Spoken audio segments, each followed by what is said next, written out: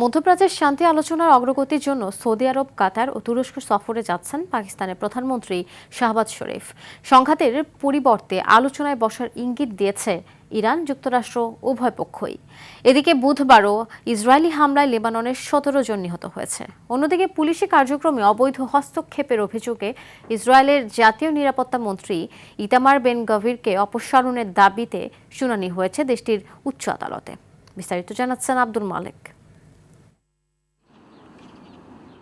Iran ও যুক্তরাষ্ট্রের মধ্যে দ্বিতীয় দফা আলোচনার লক্ষ্যে সৌদি আরব, কাতার ও তুরস্ক যাচ্ছেন পাকিস্তানের প্রধানমন্ত্রী শাহবাজ শরীফ। বুধবার জেদ্দার উদ্দেশ্যে রওনা হবেন তিনি। সেখানে দ্বিপক্ষীয় সহযোগিতা এবং আঞ্চলিক শান্তি ও নিরাপত্তা নিয়ে আলোচনা করবেন। ইসলামাবাদে ফিরবেন আগামী শনিবার। পাকিস্তানের প্রেসিডেন্ট আসিফ আলী জারদারি এক বিবৃতিতে বলেছেন, এই সফর শান্তি প্রচেষ্টাকে আরও এগিয়ে নিতে সাহায্য করবে।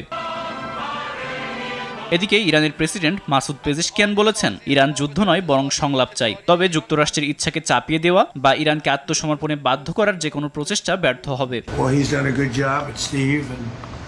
এর আগে সোমবার ইরানের সঙ্গে সরাসরি আলোচনার ইঙ্গিত দেন মার্কিন প্রেসিডেন্ট ডোনাল্ড ট্রাম্প। যুদ্ধ পরিস্থিতি নিয়ে স্থানীয় সময় মঙ্গলবার ফক্স নিউজকে দেয়া এক সাক্ষাৎকারে ট্রাম্প দাবি করেন, ইরানের সঙ্গে যুদ্ধের সমাপ্তি খুব কাছাকাছি। আমার মনে হয় যুদ্ধটি প্রায় শেষের দিকে। আমি চাই ইরান একটি চুক্তিতে আসুক। সম্ভবত পাকিস্তানে আবারও আমাদের দেখা হতে পারে। তবে ইরানের সঙ্গে যুদ্ধবিরতি চললেও লেবাননের হিজবুল্লাহ ও ইসরায়েলের সংঘাত চলমান রয়েছে। পাল্টাপাল্টি হামলার দাবি করেছে উভয় পক্ষ। হিজবুল্লাহর সাথে সংঘাত চললেও মঙ্গলবার ওয়াশিংটনে সরাসরি আলোচনায় বসে লেবাননের সরকার ও ইসরায়েলের প্রতিনিধিরা। এদিকে যুদ্ধবিরতির মাঝে ইসরায়েলের জাতীয় নিরাপত্তা মন্ত্রী ইতামার বেন গাভিরকে অপসারণের দাবিতে শুনানি হয়েছে দেশটির উচ্চ আদালতে। আব্দুল মালেক, RTV।